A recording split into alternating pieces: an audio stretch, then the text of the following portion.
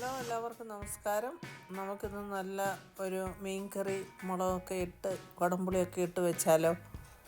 അതിനാവശ്യമായ സാധനങ്ങൾ: ഒരു 1/2 കിലോ മീൻ എടുത്ത് അത് ചെറിയ കഷ്ണങ്ങളാക്കിയത് 1/2 കിലോ, 2 ഇഞ്ച് നീളത്തിൽ 2 ഇഞ്ച് കഷ്ണങ്ങളെടുത്ത് അത് കൊത്തി അരിഞ്ഞത്, ഒരു 10-15 അല്ലി വെളുത്തുള്ളി, 3 ടേബിൾ സ്പൂൺ മുളക് പൊടി, 1/4 ടീസ്പൂൺ വീതം കായപ്പൊടി, ഉലുവാപ്പൊടി, മഞ്ഞൾപ്പൊടി, 4 തണ്ട് കരിയാപ്പില, 4 ടേബിൾ സ്പൂൺ വെളിച്ചെണ്ണ, 15 ഗ്രാം കുടംപുളി എടുത്ത് ഉപ്പിനകത്ത് വെള്ളത്തിനകത്ത് ഇട്ട് സോക്ക് ചെയ്തത് കൂത്ത് വെച്ചത്, പിന്നെ ആവശ്യത്തിന് ഉപ്പ്. ഇനിയും ചട്ടി അടപ്പത്ത് വെച്ച് അത് ചൂടായ ശേഷം അതിനകത്തോട്ട് നമുക്ക് വെളിച്ചെണ്ണ ഇട്ട് കൊടുക്കാം. തിളച്ച് വരുമ്പോൾ അതിനകത്തോട്ട് കടുക് ഇട്ട് പൊട്ടിക്കുക, പിന്നെ കരിയാപ്പില ഇട്ട് പൊട്ടിക്കുക. അതിന് ശേഷം നമ്മൾ അരിഞ്ഞ് വെച്ചിരിക്കുന്ന ഇഞ്ചി കഷ്ണങ്ങളെടുത്ത് അതിനകത്തോട്ട് ചേർത്ത് കൊടുക്കുക. വഴണ്ട് വന്നതിന് ശേഷം അതിനകത്ത് നമുക്ക് അരിഞ്ഞ് വെച്ചിരിക്കുന്ന വെളുത്തുള്ളി കഷ്ണങ്ങൾ ചേർക്കാം. അതൊന്ന് ചെറുതായിട്ട് മൂത്ത് വരുമ്പോൾ അതിനകത്തോട്ട് നമുക്ക് 1/4 ടീസ്പൂണ് കായപ്പൊടി ആഡ് ചെയ്ത് കൊടുക്കാം. അത് കായപ്പൊടി ആ കഷ്ണങ്ങളിലിട്ട് നല്ലപോലെ മൂത്ത് ഒരു ബ്രൗൺ കളറായി ഒന്ന് ചുമന്ന് വരുമ്പോൾ നമ്മൾക്ക് ഇനി മറ്റുള്ള എടുത്തു വച്ചിരിക്കുന്ന പൊടികൾ ചേർത്ത് കൊടുക്കാം. ഞാൻ ആദ്യമേ ചേർക്കുന്ന ഉലുവാപ്പൊടിയും മഞ്ഞൾപ്പൊടിയാണ്. ആ ഉലുവാപ്പൊടിയും മഞ്ഞൾപ്പൊടിയും ചേർത്ത് നല്ലപോലെ അതൊന്ന് മൂപ്പിച്ചതിന് ശേഷം അതിനകത്ത് ഇനി മുളക് പൊടി ഇട്ട് കൊടുക്കാം. മുളക് പൊടി ഇട്ട് കൊടുക്കുമ്പോൾ ഈ പൊടികൾ ചേർക്കുമ്പോൾ നിങ്ങൾ കഴിവതും തീ സിമ്മിലിടുക, അല്ലെങ്കിൽ അത് ഓഫാക്കുക.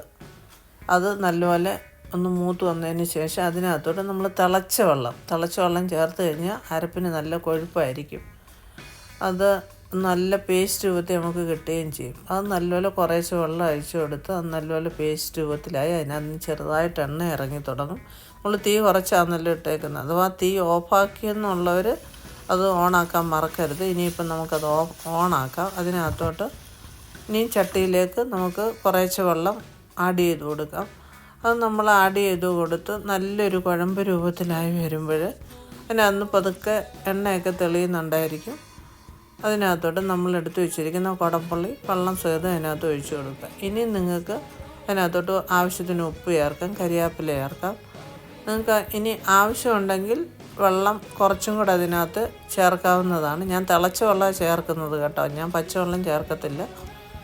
തിളച്ച വെള്ളമാണ് ചേർക്കുന്നത്. തിളച്ച വെള്ളം ചേർത്ത് അത് നല്ലപോലെ ഒന്ന് തിളച്ച് എണ്ണയൊക്കെ തെളിഞ്ഞ് വരുമ്പോൾ ഉപ്പും പുളിയെല്ലാം അതിനകത്ത് സെറ്റായി വരുമ്പോൾ നമുക്ക് പതുക്കെ കഷ്ണങ്ങൾ അതിനകത്തോട്ട് പറക്കിയിട്ട് കൊടുക്കാം. നമ്മൾ കഷ്ണങ്ങളെല്ലാം ആദ്യമേ തലയാണ് ഇട്ട് കൊടുക്കുന്നത്.